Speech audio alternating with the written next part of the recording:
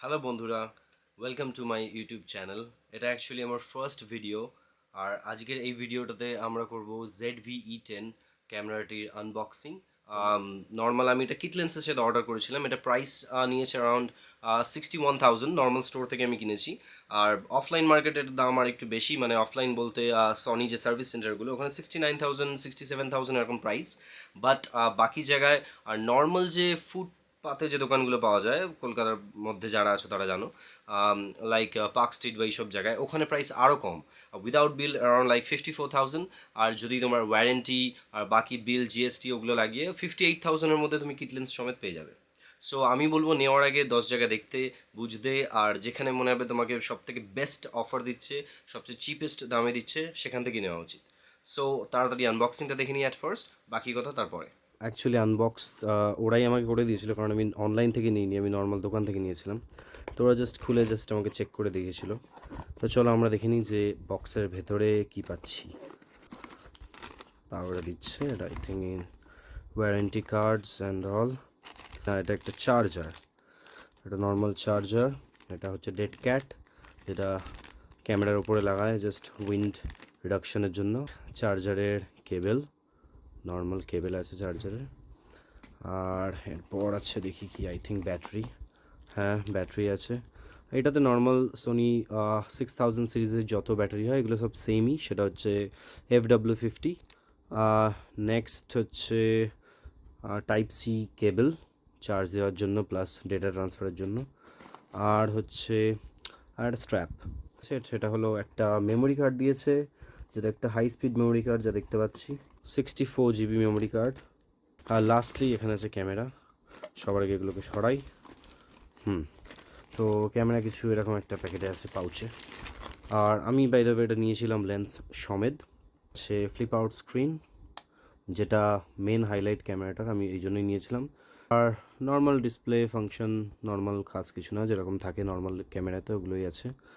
আর এখানে এটা aperture wheel I think, এটা রেকর্ডের জন্য আলাদা একটা বাটন দিয়েছে, আর শাটারের জন্য ডিফারেন্ট। এটা এটা ব্যাকগ্রাউন্ড ডিফোকাস। আর এটা মাইক্রোফোনের জায়গা, যেখানে আগে যেটা আপনারা দেখিয়েছিলাম ডেড ক্যাট, ওটা অ্যাকচুয়ালি এইখানেই হট শুতে মাউন্ট হয়ে যায়।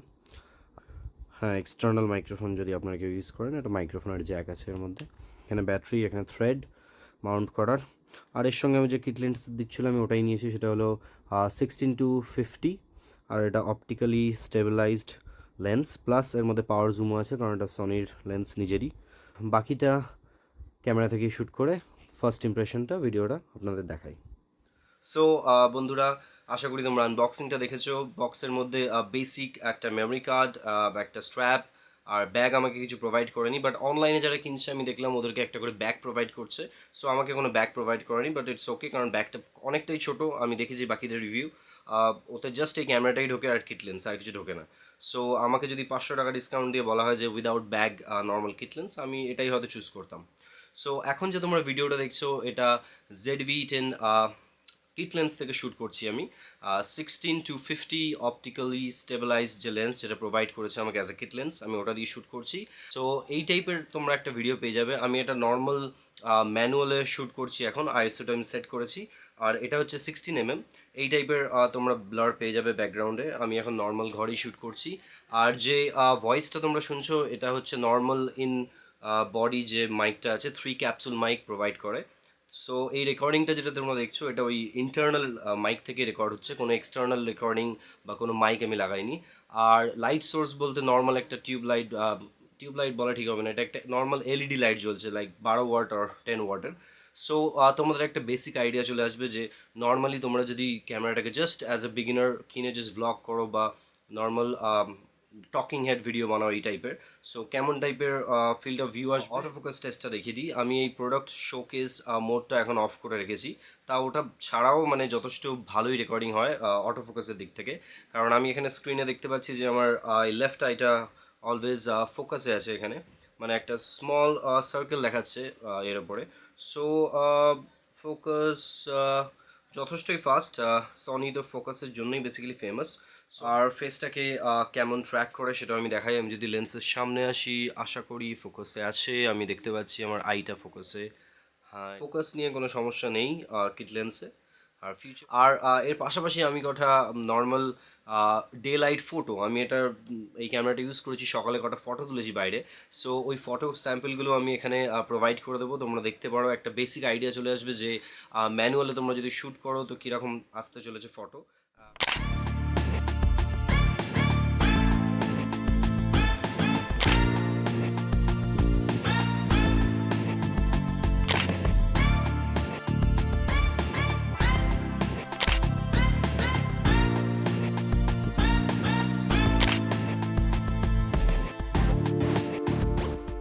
সো এটা একটা নর্মাল ওভারভিউ।